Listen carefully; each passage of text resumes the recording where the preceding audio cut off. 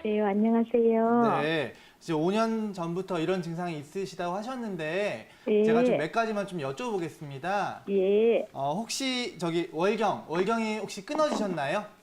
예, 57인데요. 네네. 53 정도에 갔어요. 53 정도에 끊어지셨고, 예. 알겠습니다. 지금 말씀하시는 표현은 거의 이제 갱년기 증후군이 맞으실 거예요. 이게 더 좋다. 근데 이제 얼굴에 열이 오르고 땀이 나고, 평소에는 뭐 아, 에어컨 같은 것도 싫어하시던 분들이 그런 증상이 네. 생기면은 막 화닥거리는 증상이 많이 생기거든요. 아, 그 그래요? 다음에 이제 심리적으로도 좀 짜증이 나고 화도 나고 가슴 두근거리고 뭐 이런 증상들이 생기는 경우가 있어요. 예. 요것 때문에 또 따로 뭐 치료 받아보시거나 하진 않으셨고요? 안 했습니다. 안 하셨어요? 예. 이 갱년기는 이제 여자 몸이 3번 변합니다. 처음에 네. 여자가 2차 성징할 때 변하고요. 그 다음에 네. 출산 후에 변하고, 그 다음에 갱년기 때 네, 변해요. 그렇죠. 호르몬 변화 때문에. 네. 근데 몸이 변하는 시기는 항상 약해지는 시기고, 그럴 때일수록 치료를 해야 되는 시기인데, 아마 5년 지나시면서 조금씩 괜찮아지겠지 하셨는데, 아직까지 안 괜찮아지신 것 같아요. 네. 그래서 아마 이제 이 정도 상태시면은 한번 가까운 한의원에 내원하셔가지고 네. 상담 잘 받아보시면은 좋은 치료법을 잘 할 수 있을 것 같거든요. 그렇다면 갱년기 증후군에 동반되는 증상들 어떤 것들이 있을까요? 네, 대표적인 증상을 설명을 드릴게요. 아까 이제 시청자분께서도 말씀하셨지만은 안면 홍조 증상, 상열감이 느껴지고요. 그 다음에 동반돼서 땀이 나게 됩니다. 이러한 증상들은 직접 어떤 체열 진단기를 통해서 확인할 수 있고요. 실제적으로 화가 오르는 모습이죠. 이런 증상들이 가장 갱년기 증후군의 대표적인 증상이고요. 다음은 통증으로 나타나는 경우가 있습니다. 이제 에스트로겐이 부족해지면서 허리가 아프다거나 아니면 여기저기 관절에 통증이 느껴지는 경우가 있고, 컨디션이 예전만 못하다 이런 증상을 호소하시는 분들이 많고요. 그 다음에 3번째로는 에스트로겐이 부족하다 보니까 물이 마르는 증상들이 생깁니다. 그래서 이제 피부도 건조해지고 입도 마르고, 그 다음에 질도 위축이 돼서 어떤 건강한 성생활을 하는데 조금 지장이 생기는 경우도 있고요. 또한 이제 갱년기 시기에 비슷한 시기에 우울증이 오는 경우가 많아요. 그래서 이제 시청자분께서도 아까 가슴이 답답하고 짜증이 난다 이런 게 있다고 하셨는데, 우리 월경정 증후군일 때도 호르몬 변화 때문에 굉장히 감정의 변화가 심하잖아요. 마찬가지로 갱년기 때도 감정의 변화가 굉장히 심한 시기니까 이런 여러 가지 증상들을 참고하셨으면 좋겠습니다. 네, 뭐 신체적인 증상뿐만이 아니라 정신적인, 심리적인 증상도 동반되는 만큼 정확한 진단과 치료가 필요할 것 같은데요. 그렇다면 원장님, 아무래도 이러한 갱년기 증후군은 여성 호르몬의 변화가 가장 큰 영향을 미치는 건가요? 그럼요. 여성 호르몬의 변화가 가장 큰 영향을 미치고요. 이제 여성이 나올 수 있는 난자 수가 정해져 있습니다. 혹시 몇 개인 줄 아십니까? 이게 원래는 이제 태어났을 때는 수백만 개 정도 되는데 여성이 되면서 한 500개 정도의 난자를 나온다고 해요. 근데 이제 나올 수 있는 난자 수가 정해져 있기 때문에 난소 기능이 퇴화하고 배란이 안 되면서 여성 호르몬이 점점점 줄어드는 거죠. 그러다 보면은 월경이 불규칙해지기도 하고 월경량이 줄어들기도 하면서 여러 가지 증상들이 생깁니다. 결국은 여성 호르몬 부족으로 생기는 여러 가지 증상들을 이제 갱년기 증후군이라고 말하게 됩니다. 갱년기 증상과 이 우울증, 특별히 연관이 좀 있는 건가요?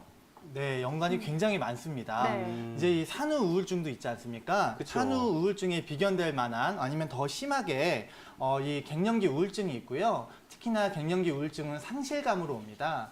우리가 이제 발목을 삐었을 때 우리 자신을 되돌아보진 않아요. 하지만은 이제 여성분들이 월경이 끊어지고 피부 탄력이 떨어지고 이런 여러 가지 여성으로서의 어떤 상징을 잃어버리게 되면은 그때는 자기 자신을 되돌아보게 됩니다. 여러 가지 통증도 생기고, 내가 이제 나이가 들었구나. 난 여태까지 어떻게 살았나. 이런 고민을 하기 시작하는 시기가 이 시기거든요. 더군다나 이제 이 시기가 때마침 자녀분들 어떤 대학 입학이라든가 취직이라든가 결혼이라든가 이런 쪽 시기랑 맞물려 있어요. 아니면 하다못해 예전에는 그렇게 관심을 가지고 아껴줬던 아이들이 그때 당시에는 이제 남자친구, 여자친구 만나느라고 바빠가지고 집안에서 엄마가 봐줄 사람이 없어집니다. 이걸 이제 빈둥지 증후군이라고 하는데요. 여태까지 열심히 살아왔던 그런 생활이 한순간에 텅 비는 느낌을 받는 게 있습니다. 이러한 여러 가지 증상 때문에 이제 갱년기 증후군에 우울증이 생기게 되는 경우가 많습니다. 네, 그렇다면 이렇게 갱년기 증후군과 우울증이 복합적으로 생기면은 어떻게 대처를 하면 좋을까요? 네, 일단은 이 갱년기 우울증이 있을 때는 인식의 전환이 필요해요. 그 전까지는 누군가의 딸로서 아니면 누군가의 어머니로서 아니면 누군가의 부인으로서 열심히 살아오셨잖아요. 의무감을 가지고 열심히 살아오셨는데 이제 갱년기 시기 정도 오셨으면은 그 의무는 다 하신 거예요. 그렇다면은 지금부터는 진정으로 자기 자신만을 위한 삶을 사시는 것도 좋으세요. 자기가 진짜 하고 싶었던 거, 애들 때문에 못했던 거, 봉사활동도 좋고 배우고 싶었던 어떤 운동이라든가 노래도 좋고 이런 것들을 하시면서 이제부터는 자기 자신만을 위한 삶이다 이렇게 생각하시는 게 중요하다고 볼 수 있고요. 두 번째로는 가족에 대한 지지가 굉장히 중요합니다. 이제 아들, 딸들이 엄마가 이제 갱년기 증상이 나타나면 제일 먼저 하는 일이 인터넷 찾아보는 겁니다. 이제 갱년기 증상, 갱년기에 좋은 음식, 갱년기에 효과적인 건강기능 식품을 찾아보는데 그런 걸 줘서 먹으면 굉장히 좋아요. 어떤 안도감도 주고 하지만은 이제 그런 것뿐만 아니라 안부를 물어봐 주는 거, 하루에 한 번씩 문자라도 하시는 거 이런 것들이 중요하고요. 그 다음에 남편분도 좀 지지를 해주셔야 돼요. 이제 여태까지 고생하셨으니까 옆에서 묵묵히 좀 도와주시고 밖에서 활동하시는 것도 좀 도와주시고 하시는 게 매우 중요하다고 할 수 있고요. 마지막으로 적절한 치료가 필요합니다. 우리 사람 몸은 다 틀리고요. 갱년기 증상도 다 틀려요. 그렇기 때문에 어디 홍삼이 맞다, 백화수어가 맞다, 석류가 맞다 이런 것들은 큰 의미가 없거든요. 몸에 맞춰서 적절한 치료를 하고요. 그다음에 여기저기 통증이 많이 발생을 하니까 그런 치료도 더불어서 하고 그다음에 최근에는 한의원에서 한의사 원장님들이 상담을 굉장히 잘해주세요. 그래서 이제 치료도 받으시면서 상담도 받으시고 하시면은 잘 이겨내실 수 있을 것 같습니다.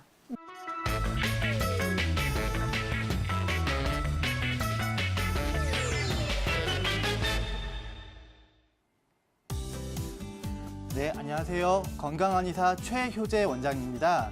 오늘은 여름철 건강 관리에 대해서 말씀을 드리고자 합니다. 최근 기록적인 폭염으로 여름철 건강에 대해서 관심이 많으신 분들이 많으실 텐데요. 여름철 질환에서 특히 조심해야 될 질환, 그리고 여름철에 잘 생기는 질환, 그리고 한의학에서 말하는 더위 먹은 병, 그다음에 여름철 건강 수칙에 대해서 말씀드리고자 합니다. 먼저 여름철에 조심해야 될 질환에 대해서 말씀을 드릴 건데요. 최근 이제 너무 날씨가 덥다 보니까 더운 땡볕에 밭일을 하시는 어르신분들, 아니면 건설 현장에서 일하시는 분들, 아니면 군인들 이러신 분들이 너무 열을 받다 보니까 탈수 증상이 오는 경우가 있습니다. 그러한 경우를 이제 열탈진이라고 하는데요. 땀을 많이 흘리고 갈증이 나면서 머리도 띵하고 어지럽고 기력이 떨어지는 경우가 있는데 이런 경우에 몸을 믿고 참지 마시고 서늘한 곳에서 쉬시면서 전해질 음료를 드신다거나 찬물을 드시면서 체력을 회복하시는 게 중요하다고 할 수 있겠습니다.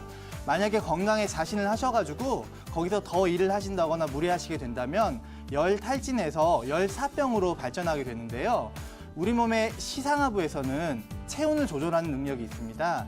근데 이 체온을 조절하는 능력이 소실이 되면서 고온 40도 이상의 열이 올라가면서 의식장애, 의식을 잃게 되는 경우가 있습니다.